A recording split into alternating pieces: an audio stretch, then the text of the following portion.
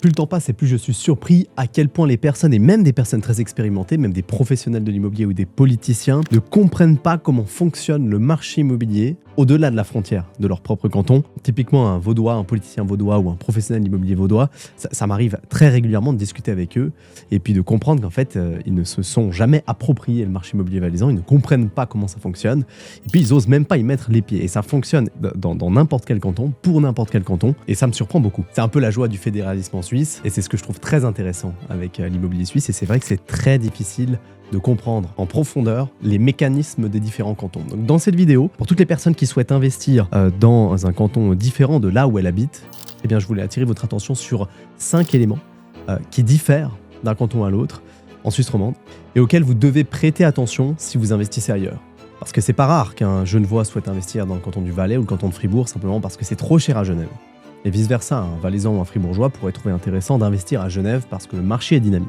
Je m'appelle Édouard Clerc et j'ai fondé la société Inved SA basée à Sion et à Vevey. On est aujourd'hui 16 personnes dans l'équipe au moment où je fais cette vidéo et on aide les investisseurs à travers la Suisse romande à acheter de l'immobilier. Donc on trouve des opportunités intéressantes, on en fait des plans financiers et on les propose à nos clients. Le tout premier élément sur lequel je voulais venir, c'est la fiscalité. La fiscalité, c'est un élément hyper important en immobilier parce que vous payez des impôts quand vous achetez, quand vous possédez et quand vous vendez. Donc vous devez l'optimiser. Et il y a deux types de fiscalité majoritairement en immobilier. Sans rentrer dans le détail, c'est pas une vidéo spécialisée et concentrée uniquement sur la fiscalité. D'ailleurs, dites-moi dans les commentaires si ça vous intéresse que je fasse une vidéo dédiée à ça. Mais ces deux types de fiscalité, c'est l'impôt pour les personnes privées, Édouard Clerc qui achète un appartement, ou l'impôt sur les sociétés. Donc une société immobilière, une SARL ou une SA qui achète un bien immobilier. Et une des questions qu'on me pose assez régulièrement, c'est est-ce que ça vaut la peine de constituer une société et de la domicilier dans le canton de Zug pour payer moins d'impôts pour acheter l'immobilier? Alors évidemment que si ça fonctionnait comme ça, toutes les sociétés seraient basées à Zug ou à Schwyz. Mais c'est pas le cas parce que en immobilier, l'imposition se fait au lieu de situation de l'immeuble, c'est-à-dire où est situé l'immeuble que vous achetez. Donc vous pouvez être à Genève, constituer une société à Genève qui a son siège social à Genève, acheter dans le canton du Valais, vous payerez des impôts en Valais pour le bien immobilier et les bénéfices générés dans le canton du Valais. Donc non, ça ne sert à rien de créer des sociétés dans des cantons qui ont des fiscalités plus avantageuses pour les sociétés.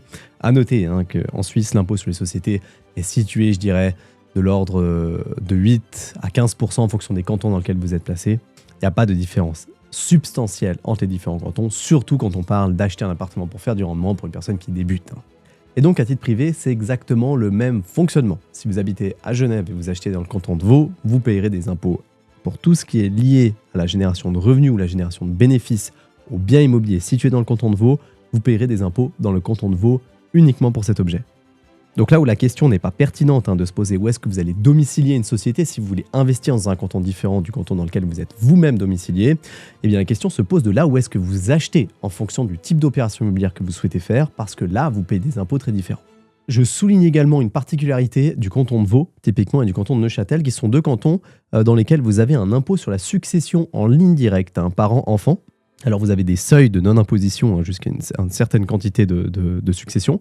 Et puis ensuite, après vous avez une imposition sur tout ce qui dépasse ce seuil.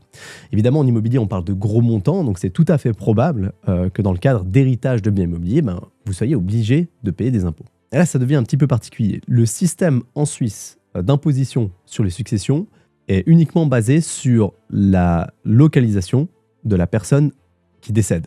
Si vous êtes un contribuable vaudois et vous habitez dans le canton de Vaud, le jour où vous décédez, eh bien vos héritiers, peu importe où ils habitent, peu importe où ils sont domiciliés, eh bien paieront un impôt sur la succession si vous êtes domicilié sur le canton de Vaud. Et c'est d'ailleurs pour ça que énormément de retraités quittent le canton de Vaud pour partir dans le canton du Valais, par exemple, parce que dans le canton du Valais, vous n'avez pas d'imposition sur les successions en ligne directe. C'est d'ailleurs également pour cette raison que le canton de Vaud a augmenté le seuil d'imposition pour garder un maximum de contribuables chez eux.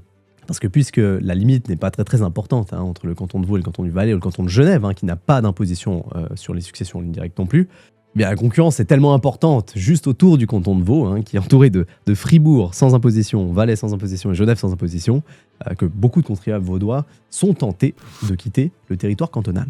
Et maintenant, il y a quelques subtilités. Parce que, admettons, vous allez créer une société aujourd'hui pour investir dans l'immobilier, vous achetez des immeubles ou des appartements que vous allez louer pour les laisser à vos enfants. Eh bien, l'impôt sur la succession est toujours lié à votre propre domiciliation à titre privé. C'est-à-dire que vous pouvez très bien habiter dans le canton du Valais, détenir une société qui est domiciliée sur le canton de Vaud, et puis décéder, et vos enfants ne seront pas imposés sur la succession en ligne directe. Simplement parce que vous détenez des actions à titre privé d'une société qui est domiciliée certes sur le canton de Vaud, mais par contre c'est les actions qui seront imposées, parce que vous les détenez à titre privé, et c'est vous qui décédez, c'est pas la société. Donc on pourrait envisager des mécanismes, et puis d'ailleurs ça se fait assez régulièrement, un peu plus complexes, un peu plus développés, détaillés, pour éviter cette imposition. En revanche, prenons un autre exemple, vous êtes domicilié dans le canton de Genève à titre privé, vous détenez à titre privé des appartements situés dans le canton de Vaud par exemple. Le jour où vous allez décéder, vos enfants seront exonérés d'impôts sur les biens immobiliers détenus à Genève et sur le patrimoine que vous possédez à Genève. En revanche, une portion de l'impôt devra être payée pour les biens immobiliers qui sont situés dans le canton de Vaud, et donc la fortune héritée dans le canton de Vaud. Donc évidemment, en fonction de votre situation, moi je vous recommande d'aller voir un fiscaliste. Cette vidéo est largement insuffisante pour pouvoir vous projeter sur les impositions à payer, mais c'est pour vous faire comprendre que si vous investissez dans des cantons différents, bien la fiscalité a une influence. Et en fonction du volume d'investissement que vous allez générer avec le temps, bien ça vaut un peu la peine de savoir et de réfléchir où est-ce que vous devez être fiscalisé pour optimiser simplement les impôts sur les successions. Vous avez également des systèmes très différents en fonction des cantons sur le prélèvement de l'impôt sur le gain immobilier. Si vous faites une opération immobilière ou vous vendez un bien immobilier, eh bien les services des contributions cantonaux traiteront complètement différemment votre imposition liée à ce gain. Par exemple, vous achetez avec une société dans le canton du Valais, vous réalisez un gain, et bien simplement l'imposition sur le gain immobilier fait partie même du bénéfice de la société, donc on appelle ça un impôt sur le bénéfice, et donc vous allez faire votre déclaration d'impôt à la fin de l'année avec la société qui a acheté ce bien immobilier en Valais, mais vous pourrez utiliser tout l'argent à disposition du gain réalisé jusqu'à ce que vous serez taxé. Si on prend l'exemple du canton de Vaud, en revanche, le service des contributions retiendra d'office 5% du prix de vente au moment du transfert de propriété quand vous vendez. Et ça, c'est une provision de l'impôt sur le gain immobilier qui sera prélevé effectivement, qui est aussi un impôt sur le bénéfice de la société qui a acheté et revendu un appartement ou une maison sur le canton de Vaud. Et sur le canton de Genève, pour l'avoir expérimenté, vous achetez avec une société et puis vous revendez un bien immobilier, un bénéfice est réalisé. Dans le canton de Genève, on appelle ça l'IBGI, c'est l'impôt sur le bénéfice et le gain immobilier, qui est traité de la même manière entre une société et une personne privée. C'est-à-dire que vous paierez malgré tout un impôt sur le bénéfice à la fin de l'année, mais le service des contributions vous prélèvera une estimation de l'impôt qui est dû dès que l'opération est faite.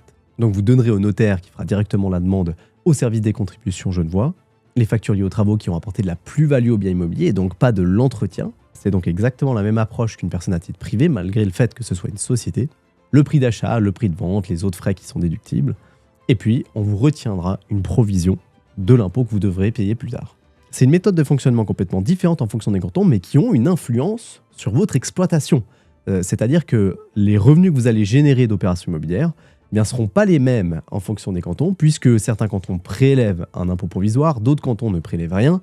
Et donc, vous devrez avoir dans votre plan financier, et dans le cadre du développement de vos affaires, eh bien, un plan de liquidité de ce que vous allez pouvoir générer, garder, réutiliser, réinvestir ou pas. Un deuxième élément complètement différent en fonction des cantons, c'est la LFAE, la loi fédérale sur l'acquisition des immeubles par des personnes domiciliées à l'étranger. Pour avoir acheté dans différents cantons de Suisse, le contrôle de l'application de la loi fédérale est complètement différent. Si vous achetez dans le canton du Valais, puis là, je vais m'intéresser plutôt aux sociétés parce qu'à titre privé, un Suisse qui habite en Suisse, qui achète dans le canton du Valais, c'est relativement facile à obtenir l'autorisation d'acheter. Mais par contre, une société doit obtenir une autorisation LFAE pour acquérir un bien immobilier, puis ça se complique largement au Valais.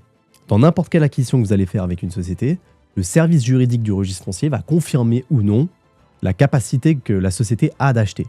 C'est-à-dire que vous allez devoir prouver l'origine des fonds en mettant à disposition le bilan de la société et puis le capital que vous avez pour acheter. Si sur le bilan vous n'avez rien, parce que c'est tout à fait probable, admettons vous venez de créer une société immobilière qui achète, vous n'avez rien sur la société. Donc vous allez devoir prouver d'où viennent ces fonds. Donc vous allez devoir démontrer qu'ils viennent de vous à titre privé et que vous êtes bien clean, vous êtes bien suisse, vous habitez en Suisse, vous avez fait de l'argent en Suisse qui vous permet d'acheter avec cette société. Et ça c'est un processus qui a l'air simple mais pourtant relativement long et on vous demande beaucoup de documents. A contrario, quand vous achetez dans le canton de Vaud ou le canton de Genève, eh bien là c'est simplement le notaire qui atteste que effectivement les fonds que vous avez utilisés sont bien suisses et vous avez le droit d'acheter. Et donc vous aurez beaucoup moins de contraintes de temps. Ça coûte d'ailleurs, si je ne me trompe pas, ça coûte beaucoup moins cher. Parce que dans le canton du Valais, vous devez avoir cette autorisation chaque année. Alors ça, bon, c'est fédéral, tout le monde doit l'avoir chaque année. Mais donc dans le canton de Vaud et dans le canton de Genève, c'est une formalité d'obtenir cette autorisation parce que c'est simplement le notaire qui vous fait signer un document qui atteste que vous avez des fonds suisses. et que vous êtes en ordre, alors que dans le canton du Valais, vous devez plus ou moins vous mettre à nu et ça prend beaucoup plus de temps. Le troisième élément très important à prendre en considération quand vous achetez dans différents cantons, c'est les lois. Vous avez des politiques du logement très très différentes selon le canton où vous investissez. Et si je m'intéressais particulièrement au canton de Neuchâtel, canton de Vaud et canton de Genève, vous avez des lois particulières que vous n'avez pas dans d'autres cantons. Typiquement, dans le canton du Valais-Fribourg et dans le canton du Jura, vous n'avez pas, et là je me concentre sur la Suisse romande évidemment, vous n'avez pas de loi particulière sur la politique du logement que vous n'avez pas dans d'autres cantons. En revanche, dans le canton de Neuchâtel, vous avez une loi qui s'appelle la LVAL, qui est la loi sur la vente d'appartements loués. J'ai eu la chance d'organiser un épisode de podcast avec la présidente de la chambre immobilière neuchâteloise, que je vous invite à aller voir sur ma chaîne si vous vous intéressez au marché immobilier neuchâtelois, parce qu'on a décortiqué cette loi pour expliquer comment est-ce qu'elle fonctionne. C'est une loi qui protège la vente des appartements loués. On a une loi similaire, beaucoup plus contraignante par contre, sur le canton de Vaud, qui est la loi sur la promotion et la préservation du parc locatif immobilier vaudois, la L3PL. C'est une loi complémentaire au droit du bail, un peu comme la LVAL sur Neuchâtel ou la LDTR à Genève, j'y viendrai tout à l'heure, qui complète le droit du bail. Vous avez par exemple des ventes d'appartements qui sont soumises à des autorisations de vente ou non, avec des conditions ou non que la DGTL pourrait vous appliquer, qui est la Direction Générale du Territoire du Logement du canton de Vaud. Donc ça, c'est le canton de Vaud. Et donc, il peut se passer parfois des transactions où vous achetez un appartement et puis vous devez obtenir cette autorisation. Alors, il y a des critères d'exclusion, mais vous pouvez avoir l'obligation d'obtenir cette autorisation. Et ça se fait en plusieurs étapes. La première étape, c'est la commune. Donc, quand vous avez signé l'acte, que vous pouvez conditionner d'ailleurs, au fait que vous n'avez pas de conditions spécifiques lorsque vous achetez l'appartement. Typiquement, vous achetez un appartement 3 pièces et demie et puis vous voulez habiter vous-même. Eh bien, vous pouvez conditionner l'acquisition au fait que vous ne soyez pas obligé de louer l'appartement pendant X années, par exemple. Ce que vous allez faire, eh bien, c'est l'indiquer dans l'acte. Et puis, le jour où vous signez l'acte sera envoyé directement à la commune, qui a son mot à dire, qui peut renoncer à toute condition d'application pour l'acquisition de ce logement, qui ensuite transmettra le dossier à la DGTL, qui est donc le canton de Vaud, qui, elle aussi, la direction du territoire du logement, qui pourra directement donner des conditions ou renoncer à donner des conditions. Et puis ensuite, vous aurez le document qui sera envoyé soit à un locataire, s'il y a un locataire dans le logement, qui pourrait recourir éventuellement, soit à l'ASLOCA, donc l'association des locataires, qui pourrait évidemment recourir également. C'est un processus quand même relativement contraignant. Moi, je suis toujours anti-contrainte de la sorte pour ce genre de transaction, parce que en fait, vous avez des critères d'exclusion dans cette loi qui fait que vous savez pertinemment que vous n'aurez pas de conditions, parce que c'est écrit dans la loi, mais malgré tout, vous devez quand même faire tout ce cheminement. Et ce cheminement, il ne faut pas se leurrer, ça dure 2 mois et demi, ça coûte un petit peu, et malheureusement, vous n'avez pas le choix. Alors, tous les logements ne sont pas concernés, mais c'est une loi qui influence quand même le marché immobilier et qui est importante à prendre en considération. Sur Genève, vous avez une loi similaire, qui s'applique de manière un petit peu différente, mais avec des clauses qui sont relativement similaires, qui est la loi sur la démolition, transformation, rénovation des biens immobiliers à Genève, donc LDTR. Et puis cette loi peut aussi vous imposer des conditions de mise en location à des prix qui sont régulés, qui sont contrôlés. Mais vous avez évidemment des critères d'exclusion d'application de la loi.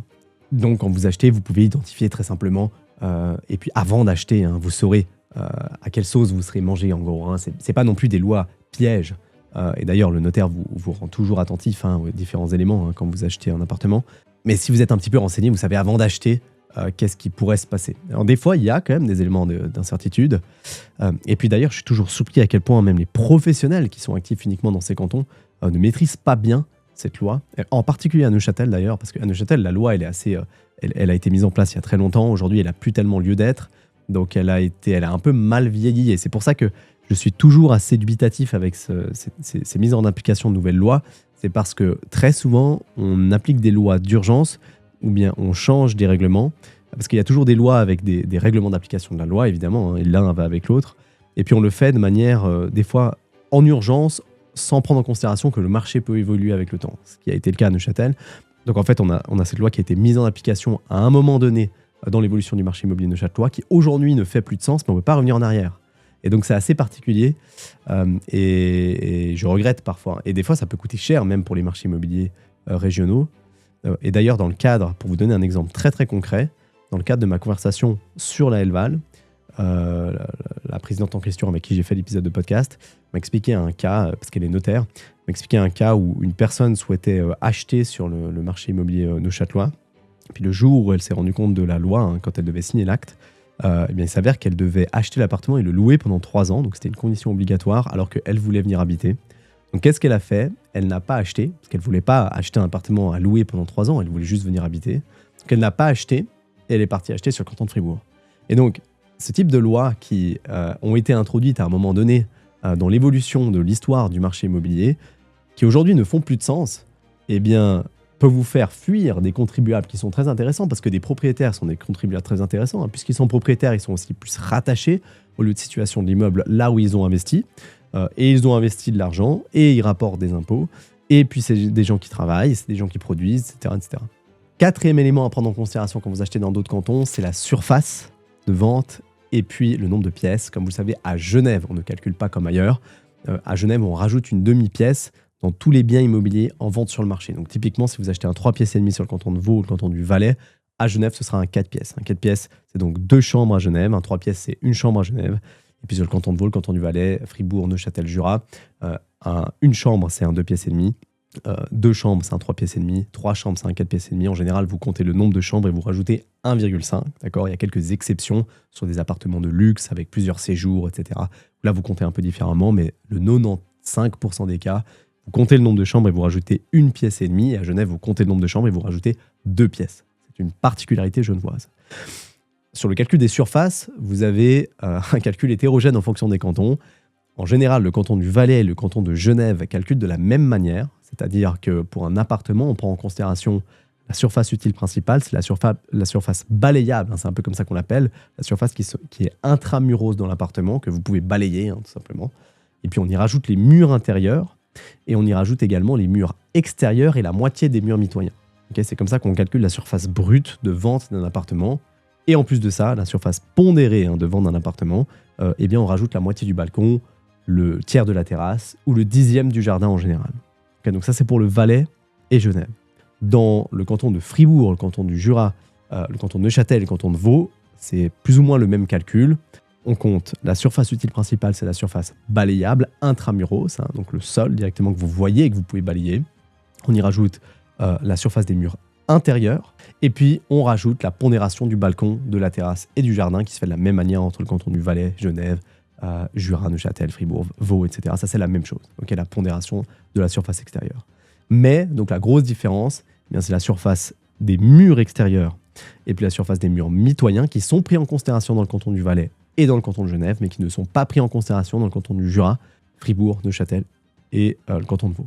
Et ça, souvent, je le note ici parce que c'est un élément assez important, hein, que les gens prennent en considération. Parce que pour avoir fait de la vente en résidence secondaire, ça a toujours été extrêmement compliqué parce que quand des Vaudois achètent dans le canton du Valais, ils ne comprennent jamais pourquoi on a autant de mètres carrés en Valais. Et d'ailleurs, c'est très intéressant parce qu'on compare souvent des prix par mètre carré, mais il faut savoir que les mètres carrés en Valais et à Genève sont plus importants pour le même appartement que dans le canton de Vaud et le canton de Fribourg, par exemple. Donc ça veut dire que le prix par mètre carré, si on compare le canton du Valais et le canton de Fribourg, ce qu'on fait souvent parce que c'est des cantons relativement similaires, eh bien, dans le canton du Valais, on a systématiquement des prix un peu plus faibles, simplement parce qu'il y a plus de mètres carrés pour le même appartement. Donc, c'est un peu l'absurdité du fédéralisme suisse. C'est l'hétérogénéité dans les coutumes et puis le fonctionnement des calculs en Suisse. Mais c'est pour vous dire que c'est pas complètement représentatif du marché parce que les prix en Valais sont les mêmes qu'à Fribourg, même des fois un petit peu au-delà, ça dépend des régions. Mais simplement, on a plus de mètres carrés pour le même logement. Et enfin, le 5e et dernier élément pour terminer cette vidéo, c'est les frais d'acquisition. Les frais d'acquisition qui sont très différents en fonction des cantons. Mais en général, vous commencez en Valais, qui est le canton le moins cher de Suisse romande, avec 3% de frais d'acquisition, même 2,8% pour être plus précis, c'est 2,2% de droits de mutation, plus 0,6% pour le notaire. Vous avez également un pourcentage qui diminue légèrement en fonction du volume d'acquisition. Hein. Si la transaction est très importante, eh bien vous paierez encore un petit peu moins cher. Alors que dans le canton de Fribourg, le canton de Vaud, on est à peu près à 4% et demi, tout compris, hein, c'est notaire plus droit de mutation. Il faut savoir que le 2/3 à peu près de ce que vous payez quand vous achetez part directement à l'État, hein, c'est un impôt, c'est une taxe, et puis le reste part pour le notaire. C'est à peu près un rapport de l'ordre de 1/3, 2/3. Même des fois un peu moins, comme on l'a vu avec le canton du Valais. Et pour le canton de Genève, qui est le canton le plus cher, hein, ce qui est un peu paradoxal, hein, parce que c'est 5% à Genève de frais d'acquisition, et vous avez les prix de l'immobilier le plus élevé. Donc pour le même travail à Genève, vous allez payer quasiment 2 fois le prix du canton du Valais, alors que les prix sont très probablement 2 à 3 fois supérieurs à Genève. Donc vous payez vraiment beaucoup plus cher pour une transaction à Genève sur les frais d'acquisition que dans le canton du Valais. Et enfin, une petite particularité également avec les frais d'acquisition lors des transactions, sur le canton de Vaud par exemple. Une petite particularité dans le canton de Vaud, quand vous achetez un bien immobilier sur plan, un appartement sur plan par exemple, ou une maison sur plan, vous allez payer les frais d'acquisition sur le coût du terrain, la cote-part terrain que vous avez vu probablement sur un acte si vous avez déjà acheté sur plan. Vous signez une cote par terrain, donc vous achetez la part du terrain qui va avec votre bien immobilier, puis ensuite vous signez le contrat d'entreprise générale qui est le coût de construction de vos biens immobiliers. Eh bien vous allez payer les frais d'acquisition uniquement sur la part du terrain. Hein, c'est une solution qui pourrait évoluer avec le temps, qui pourrait changer parce que dans les autres cantons, c'est pas comme ça que ça se passe. Alors je connais pas exactement tous les cantons et comment fonctionne chacun des cantons, mais si on prend l'exemple du Valais que je connais très très bien, eh bien vous allez payer les frais d'acquisition sur l'entièreté. Donc vous n'avez pas d'avantage substantiel en termes de frais d'acquisition à acheter dans le canton du Valais alors que vous en avez sur le canton de Vaud. Parce que si vous achetez 1 million dans le canton du Valais avec un appartement qui vaut 1 million, vous allez payer les frais d'acquisition sur 1 million, soit à l'ordre de 30 000 francs, à peu près 3%. Alors que sur le canton de Vaud, si vous achetez 1 million en appartement sur plan, potentiellement vous allez payer 400 000 francs de terrain et puis 600 000 francs de construction de votre appartement, qui est complètement au hasard. Eh bien vous allez payer que les frais d'acquisition sur les 400 000 francs et pas sur les 600 000 francs du coût de construction. À Genève, vous ne payez pas l'entièreté non plus des frais d'acquisition sur la totalité de votre achat, la totalité du coût de votre achat, mais c'est encore légèrement différent du canton de Vaud. Là, vous avez des spécificités cantonales. Évidemment, chacun des notaires dans chacun des cantons pourront vous expliquer comment est-ce que ça fonctionne. Voilà pour cette vidéo, j'espère qu'elle vous aura plu. Si vous voulez investir dans différents cantons, eh bien là, vous avez déjà des clés et des informations sur quels éléments sont importants à prendre en considération quand vous achetez ailleurs que chez vous. Et puis, si vous avez besoin d'aide pour investir parce que vous êtes un petit peu perdu dans votre projet, eh bien, n'hésitez pas à cliquer sur le bouton juste en bas de cette vidéo. Vous pouvez échanger avec un expert de notre équipe. Nous avons dans l'équipe d'ailleurs des personnes de tous les cantons, exprès pour pouvoir vous conseiller sur tous les cantons de Suisse romande. Voilà, merci infiniment pour votre attention et moi je vous dis à très vite.